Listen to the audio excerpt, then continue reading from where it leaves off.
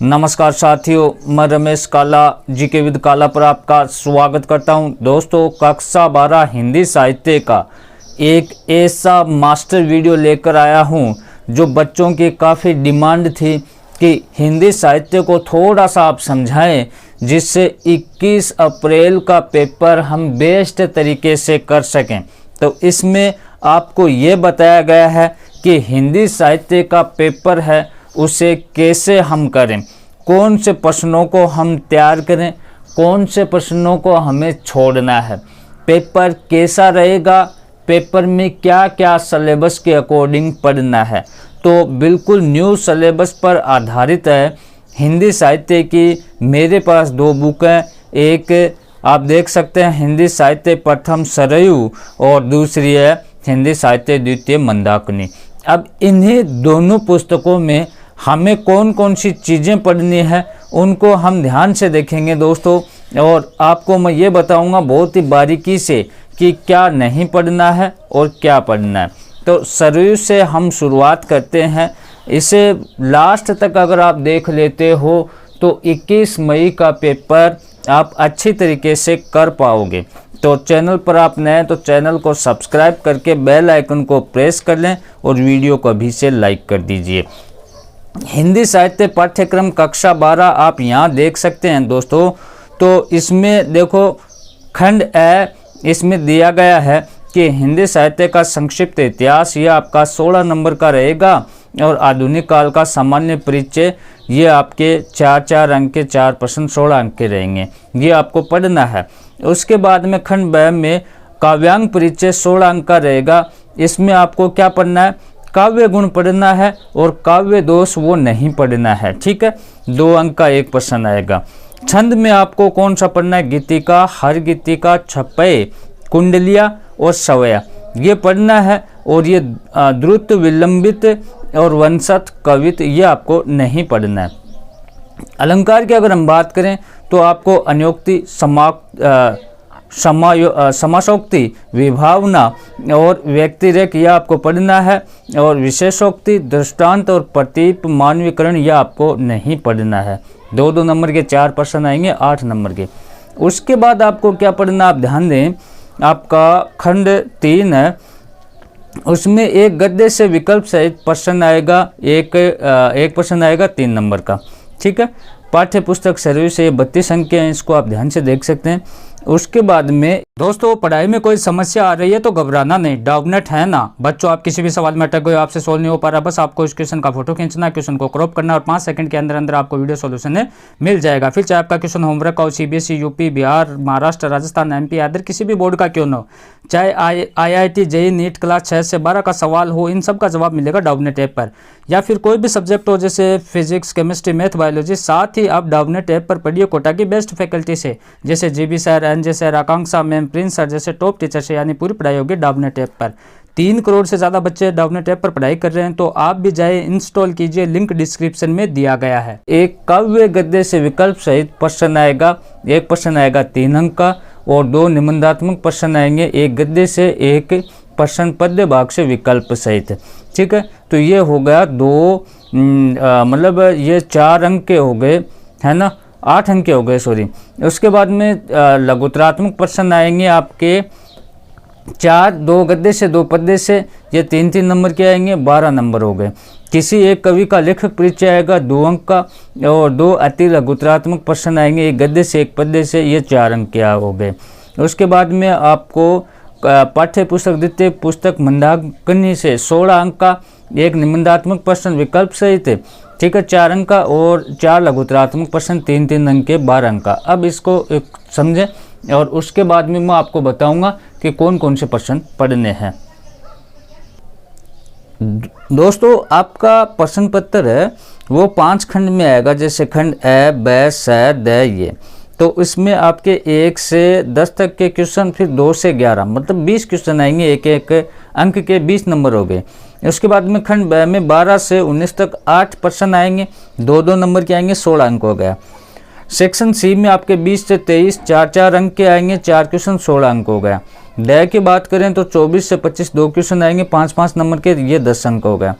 उसके बाद आपके ये सेक्शन में 26 से 28 3 आएंगे 6 नंबर के, और ये 18 हो गया, तो 80 अंक का आपका प्रश्न पत्र हो गया।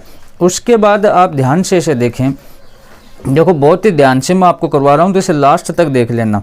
आपको दोहे और पद, इसका लेखक कबीर है, ये आपको पढ़ना है। मंदोदरी की रावण की सीख, तुलसीदास की ये पढ़नी है। रहीम के दोहे पढ़नी है आपको। फिर 4 का 5 का 6 का ये आपको नहीं पढ़ना है। 7 का यशोधरा संकलित भारत की श्रेष्ठता मैथिली शरण गुप्त का ये पढ़ना है। और 8 का राम की शक्ति पूजा संकलित सूर्यकांत त्रिपाठी निराला का ये आपको पढ़ना है। और पेशोला की पत्ती दवनी जयशंकर प्रसाद की पढ़नी है। कुरुक्षेत्र ये रामधारी सिंह दिनकर ये पढ़ना है। और भारत माता धरती कितना देती है सुमित्रा नंदन पंत ये आपको पढ़ना है। 12 का नहीं पढ़ना है। गद्य खंड की अगर हम बात करें तो गुल्ली डंडा कहानी ये आपको 13 का पढ़ना प्रेमचंद्र की है। मिठाई वाला कहानी है भगवती प्रसाद वाजपेयी की है। 15 का आपको नहीं पढ़ना है। 16 का शिरीष के फूल निबंध आचार्य हजारी प्रसाद द्विवेदी ये आपको पढ़ना है। 17 का पाजेब कहानी जैनेन्द्र कुमार की आपको पढ़ना है। और उसके बाद आलोपी पढ़ना आपको महादेवी वर्मा की। 19 का नहीं पढ़ना, 20 का नहीं पढ़ना, 21 का पढ़ना है। ठीक है, 21 का संस्कारों और शास्त्रों की लड़ाई ये आपको पढ़ना है, हरिशंकर परसाई की है। उसके बाद 22 का भारत की महाशक्ति बन सकता है श्रीधर का ये आपको नहीं पढ़ना, 22 का नहीं पढ़ना। ठीक है, ये आपको सरयू में पढ़ने।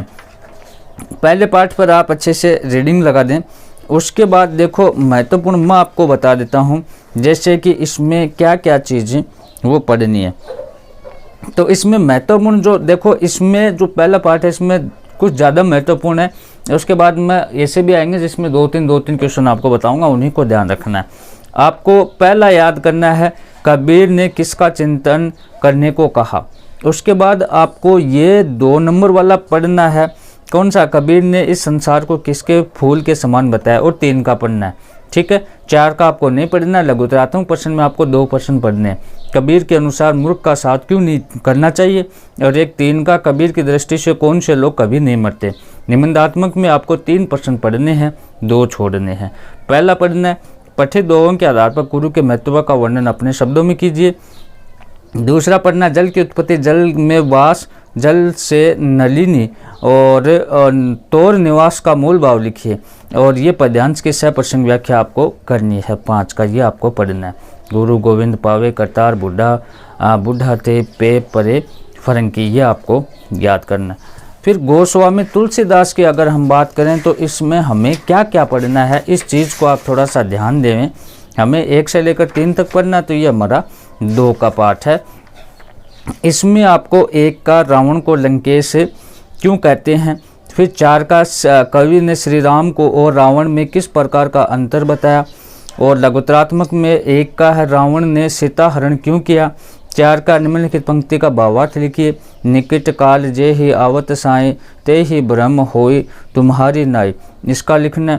उसके बाद हमें निबंधात्मक में 2 प्रश्न याद करने हैं। पहला कि मंदोदरी द्वारा रावण को दी गई शिक्षा का विस्तार से वर्णन कीजिए। और 3 का निम्नलिखित पद्यांशों की सप्रसंग व्याख्या कीजिए। ठीक है, उसके बाद में 3 के पाठ में हमें रहीम वाले में ये जो दोहे हैं उसमें आपको पेज नंबर 13 पर आपको 3 का प्रश्न याद करना है। ठीक है, 3 का प्रश्न रहीम ने किन लोगों को धन्य कहा है। फिर 4 का रहमन भंवरी के भय के भंवरी का भाव अर्थ क्या है। लघुतरात्मक में आपको 1 का याद करना है कि काज परे कुछ और है, काज सरे कछु और का आशय लिखिए। ठीक है, 3 का याद करना है रहीम ने दीपक तथा कपूत की समता का वर्णन क्यों किया। निबंधात्मक प्रश्न में आपको 2 याद करने, 1 2 का कदली सिप भुजंग मुख्य स्वाति का 3 गुण 3 को विस्तार पूर्वक समझाइए। और 1 5 का पाठ में आए निम्नलिखित पद्यांशों की सप्रसंग व्याख्या कीजिए। ठीक है, उसके बाद आपको 4 का 5 का 6 का नहीं पढ़ना, 7 का पढ़ना है। पेज नंबर 27 पर आपको ध्यान देना है कि यशोधरा का काव्य गुण क्या है, 1 का प्रश्न। और 3 का भारतवर्ष अन्य देशों का सिरमौर क्यों है। लघुतरात्मक में 1 का प्रश्न यशोधरा की मूल संवेदना अपने शब्दों में लिखिए। 2 का दुखी न हो इस जन के दुख से पंक्ति में यशोधरा ने जन का शब्द का प्रयोग किसके लिए किया है।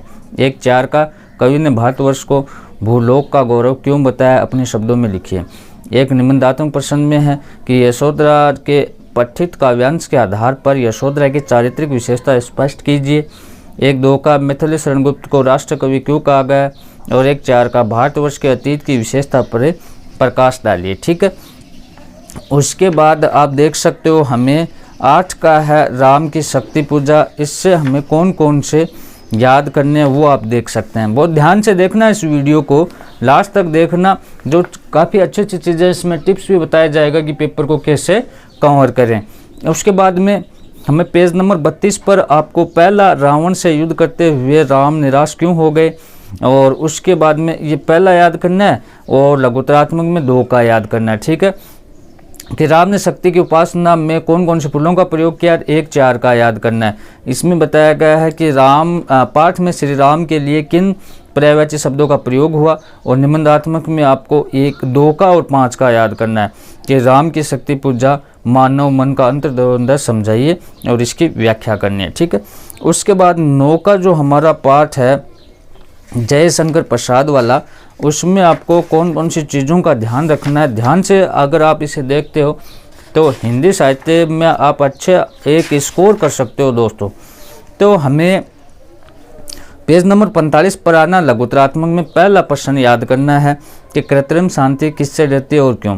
एक 4 का याद करना है, अक्षमा किस पुरुष को सौंपती है। निबंधात्मक में पहला और दूसरा याद करना है कि बिना शक्ति के क्षमाशील होने के क्या परिणाम होते हैं, पाठ के आधार पर विवेचना कीजिए, और दूसरा पाठ के आधार पर शांति और युद्ध में अपने विचारों में स्पष्ट कीजिए।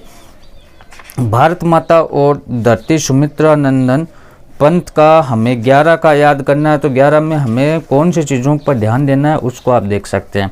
पेज नंबर 52 की बात कर रहा हूँ। अति लघुतरात्मक में आपको पहला याद करना है, कविता में भारत माता का अंचल कैसा दिखता है। 4 का कि ऊपर बढ़ती बैलों की तुलना लेखक ने किससे की है।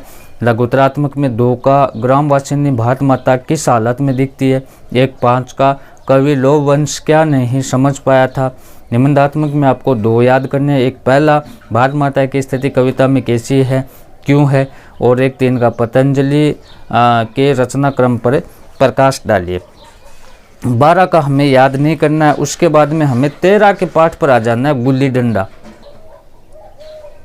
पेज नंबर 66 की अगर हम बात करें तो हमें पहला अति लघुतरात्मक का पहला प्रश्न याद करना है कि कहानी में लेखक जिस मित्र से मिला उसका नाम क्या था। एक दूसरा याद करना है, कहानी का कथानायक बड़ा होकर क्या बनता है। और लघुतरात्मक में सिर्फ एक प्रश्न आपको याद करना है कि गया में व्यक्तित्व की 3 विशेषता बताइए, और निबंधात्मक में आपको 2 याद करने हैं। गोली डंडा कहानी के आधार पर स्पष्ट कीजिए कि पद और प्रतिष्ठा मनुष्य और मनुष्य के बीच एक नैसर्गिक संबंध को समाप्त करता है। स्टार लगा लीजिए, इसके महत्वपूर्ण प्रश्न पक्का पूछा जाएगा। एक 2 का कथानायक की चारित्रिक विशेषता को बताइए। उसके बाद में 14 का हमें याद करना है, मिठाई वाला। इसमें पेज नंबर 72 पर हमारे लिए कौन से प्रश्न बनते हैं उनको आप देख सकते हैं। एक आपको पहला याद करना है, अति लघुतरात्मक में मिठाई वाला कहानीकार कौन थे। एक 4था याद करना आपको कि बच्चों से खिलौने की कीमत सुनकर रोहिणी ने क्या सोचा। लघुतरात्मक प्रश्न है, पहला आपको याद करना है मिठाई वाला कहानी की मूल संवेदना क्या है, और उसके बाद में एक तीसरा है मिठाई वाले ने अपने मिठाइयों के क्या क्या विशेषता बताई है।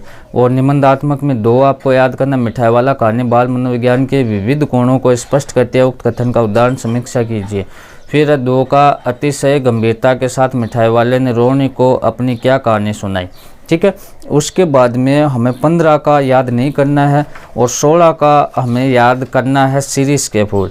तो 16 के पाठ में कौन कौन से महत्वपूर्ण प्रश्न बनते हैं उनको सिर्फ एक बार आप देख लें और अच्छे से तैयार कर लें। दोस्तों पेज नंबर 85 में आपको 2 का याद करना है। ठीक है, 2 का याद करना है, शिरीष का फूल संस्कृत साहित्य में कैसा माना जाता है। 4 का याद करना है कि उधो का लेना न माधो का देना का अर्थ लिखिए। फिर आप देख सकते हैं कि आपका निबंधात्मक में आपको पढ़ना है 2 प्रश्न, एक का कि लेखक के अनुसार कोमल और कठोर दोनों भाव किस प्रकार के गांधी के व्यक्तित्व की विशेषता बन गए, और एक 3 का ललित निबंध के स्वरूप को ध्यान में रखते हुए शिरीष के फूल निबंध की विशेषताओं पर प्रकाश डालिए। उसके बाद में हमें 17 का पाजेब कहानी वाला इसको तैयार करना है। और बहुत ही महत्वपूर्ण प्रश्न पाठ है, इससे 100% प्रश्न पूछा जाएगा। इसको आपको अच्छे से तैयार करना है दोस्तों। और देखो वीडियो में काफ़ी मेहनत होती है, तो उसको लाइक शेयर भी ज़रूर करें, शेयर करें, इससे जितने भी व्हाट्सएप ग्रुप हैं उसमें आप शेयर ज़रूर करें। फिर आपको पेज नंबर 100 की बात करें तो पहला प्रश्न याद करना है कि श्रीमती श्री पाजेब चुराने का संदेह किस पर करती है। और 1-3 का याद करना हमें कि मुन्नी को पाजेब किसने और किस दिन ला कर दी। लघुत्तरात्मक में 2 का याद करना है, लेखक ने आशुतोष को कोठारी में क्यों बंद कर दिया। और 1-4 का कि पाजेब कैसे मिलती है और पाजेब मिलने पर लेखक की प्रतिक्रिया को व्यक्त कीजिए। निबंधात्मक प्रश्न में आपको याद करना है 2 का, 3 का और 5 का, महत्वपूर्ण पाठ है ना। तो पाजेब की कहानी कलात्मक दृष्टि से सफल, अपने शब्दों में लिखिए। पाजेब कहानी बाल मनोविज्ञान का सजीव परिचय मिलता है, इस कथन पर प्रकाश डालिए। पाजेब कहानी की मूल संवेदना पर अपने विचार प्रकट कीजिए। और ये प्रसंग व्याख्या, इसको भी आपको याद करना है, ठीक है। उसके बाद में आपको आलोपी से प्रश्न कौन से बनते हैं उसको आप देख सकते हैं। तो इसमें आपको मैं टिक लगवा देता हूं दोस्तों, कौन कौन से प्रश्न हैं। अति लघुत्तरात्मक में आपको पहला प्रश्न याद करना है, आलोपी के चक्षु के अभाव की पूर्ति किसने की थी। उसके बाद में आपको 3 का याद करना है, महत्वपूर्ण प्रश्न है कि तुम कौन सा काम कर सकते हो। पूछे जाने पर आलोपी ने अपने किस कार्य का प्रस्ताव किया। लघुत्तरात्मक में आपको 2 का, हम सहज भाव से अपनी उलझी कहानी नहीं कर सकते। दिनहीन वर्ग और संपन्न वर्ग की जीवन कथा का अंतर स्पष्ट करते हुए लेखिका का क्या विचार है। और 1-5 का, लेखिका को विश्वास क्यों है कि आलोपी बिना भटके अपने गंतव्य तक पहुंच जाए। निबंधात्मक में आपको 2 का याद करना दोस्तों कि आलोपी देवी की दिव्यता प्रमाणित करने के लिए आलोपी ने क्या किया। और 1-6 का कि पाठ में आए निम्नलिखित प्रसंग की सप्रसंग व्याख्या कीजिए, ठीक है। उसके बाद में सेव और देव की कहानी है, यह आपको पढ़ना है। तो इसमें आपको क्या पढ़ना है वो भी आप देख लें। इस वीडियो को आप अगर ध्यान से देखते हो तो आप काफ़ी नंबर लेकर आओगे। हाँ, तो ये पाठ आपका हट गया। उसके बाद में हमें 21 का पाठ है, वो 19-20 का हट गया, ठीक है ना। फिर हमें 21 का जो हमारा पाठ है, कौन सा पाठ आप देख सकते हैं, संस्कारों शास्त्रों की लड़ाई। तो इसमें कौन से महत्वपूर्ण प्रश्न बनते हैं उनको आप देख लें। पेज नंबर मैं 131 की बात कर रहा हूँ। इसमें आपको अति लघुत्तरात्मक में पहला याद करना है कि पिंडदान करते समय इलाहाबाद को किस नाम से पुकारते हैं। और 4था प्रश्न है, संस्कारों में सीने पर चढ़कर गला कौन दबा रहा है। लघुत्तरात्मक में पहला प्रश्न आपको लेखक को दोस्त के पिता के मृत्यु की अपेक्षा किसकी चिंता अधिक थी। और 1-4 का, लेखक के पास सुनाने का आग्रह करने पर किस किस तरह के नुस्खे हैं। और निबंधात्मक में पहला, संस्कार और शास्त्रों की लड़ाई निबंध के आधार पर परसाई जी की लेखन शैली की विशेषता बताइए। और 1 आपको 3 का ये सहप्रसंग व्याख्या करने वाला। तो इस प्रकार से ये हमारी सर्वे बुक थी। और अगर मंदाकिनी को ध्यान से देख लेते हो, इसमें तो बहुत ही अच्छी चीज़ें हैं। पेपर को कैसे कवर करना है, कैसे पढ़ना है, 21 मई को एक अच्छा स्कोर हम कर सकें, इस बुक का महत्वपूर्ण योगदान रहने वाला मंदाकिनी का। तो इसे आप ज़रूर देखें दोस्तों। मंदाकिनी बुक की अगर हम लेसन की बात करें तो हमें पहला पढ़ना है हिंदी गद्य का विकास, दूसरा पढ़ना है राष्ट्र का स्वरूप निबंध, और निर्वासित कहानी पढ़नी है सूर्य बाला की 3 का, और 4 का 5 का नहीं पढ़ना है, 6 का पढ़ना है सुभाष चंद्र बोस जीवनी, ठीक है। और 7 का 8 का नहीं पढ़ना, 9 का पढ़ना भोर का तारा एकांकी जगदीश चंद्र माथुर की, और 10 का गेहूं बनाम गुलाब निबंध, ये पढ़ना आपको, और 11 का नहीं पढ़ना है। तो अब इसमें देखें कि पहले पार्ट से हमें कौन कौन सी चीज़ें हैं वो ध्यान में रखनी है। पहला पार्ट पूरा का पूरा वीवीआई पार्ट है, तो इससे आप पूरे पर रीडिंग लगा दें, क्योंकि इसमें साक्षात्कार, रिपोर्टाज, आत्मकथा, इसमें तो क्या आगे पूरे पर रीडिंग लगा दें। मैं दूसरे पार्ट से आपको बताता हूँ लेखक परिचय से कि कैसे क्या प्रश्न बनते हैं और क्या आपको पढ़ना है। तो पेज नंबर 13 की मैं बात कर रहा हूँ। पेज नंबर 13 पर आपको अति लघुत्तरात्मक प्रश्न में आपको याद करना है पहला, पृथ्वी वसुंधरा क्यों कहलाती है। उसके बाद में आप देख सकते हैं महत्वपूर्ण क्वेश्चन है, आपको 4 का याद करना है। राष्ट्र की वृद्धि कैसे संभव है? लघुत्तरात्मक में आपको 1 याद करना है। 3 का पृथ्वी के वरदानों में भाग पाने में किससे व क्यों है? और निबंधात्मक में 3 का कि राष्ट्र के स्वरूप की विवेचना कर उसके प्रमुख तत्वों को समझाइए। उसके बाद में हम निर्वासित की बात करें तो हमें निर्वासित भी पढ़ना है। तो इसमें कौन कौन से प्रश्न है वो आपको 21 मई के लिए राष्ट्र का स्वरूप और निर्वासित करने है ना, तो ये 3 का हमें पढ़ना है। तो इसमें ध्यान से आप देखें कि पेज नंबर 23 पर आपको याद करना है लघुत्तरात्मक प्रश्न में पहला और दूसरा। माँ जी बच्चों को सुलाने के लिए कौन सी कहानी सुनाती थी? और निर्वासित करने के प्रारंभ की पंक्तियाँ कौन से भावों को अभिव्यक्त करती थी? 2 याद करना है, ठीक है। लघुत्तरात्मक प्रश्न में आपको 3 का याद करना है। निर्वासित कहानी में निहित कहानीकार का उद्देश्य क्या है, यह आपको लिखना है। उसके बाद में निबंधात्मक प्रश्न में वर्तमान संदर्भ में निर्वासित कहानी की प्रासंगिकता सिद्ध कीजिए, ये 3 का याद करना है। अब यहाँ जो मैंने बताया 4 का 5 का आपको नहीं पढ़ना है, तो 6 पर जाना है। 6 का पाठ है सुभाष चंद्र बोस से संकलित है, तुम मुझे खून दो मैं तुम्हें आज़ादी दूंगा। तो इसमें हमें कौन कौन से प्रश्नों को तैयार करना है वो आप ज़रूर देखें। देखो इसमें आपको मैं बता देता हूँ, पेज नंबर 50 पर आपको अति लघुत्तरात्मक प्रश्न में 5 का याद करना है। सैनिकों के लिए सुभाष बाबू ने कौन से 3 आदर्श बताए? लघुत्तरात्मक में आपको पहला याद करना है सुभाष बाबू ने अपने परिवार का जिक्र करते हुए क्या बताया? और आपको करना है 3 का याद कि मेरे मन में 2 प्रकार के संशय थे। सुभाष बाबू के मन में कौन से 2 संशय थे? और एक कटक में आए सन्यासी में कौन सी 3 बातें बताइए? 4 का, ठीक है। निबंधात्मक में आपको पहला याद करना है श्री अरविंद के जिस भाषण ने सुभाष बाबू को प्रभावित किया उसे अपने शब्दों में लिखिए। 1-4 का आज़ाद हिंद फौज के गठन व कार्यों के बारे में लिखिए। 1-5 का सुभाष बाबू का भारतीय स्वाधीनता संग्राम आंदोलन का योगदान स्पष्ट कीजिए। 7 का और 8 का हमें नहीं पढ़ना है। फिर 9 का भोर का तारा और भोर के तारा जो ये पाठ है, इसमें जो महत्वपूर्ण प्रश्न बनते हैं उनको अगर आप ध्यान से देख लेते हो, देखो दोस्तों बहुत ही महत्वपूर्ण प्रश्न है, पूछे जाने की 21 मई को पूरी संभावना है। पेज नंबर 80 पर है। अति लघुत्तरात्मक प्रश्न में पहला प्रश्न है एकांकी में वर्णित गुप्त साम्राज्य का शासक कौन था? 1-4 का तोरमान कौन था? महत्वपूर्ण प्रश्न है। और लघुत्तरात्मक में आपको 2 का याद करना है, ठीक है। कौन सा है? शेखर को राजकवि क्यों बनाया गया? और 3 का शेखर छाया को कौन सा वेद बताता है?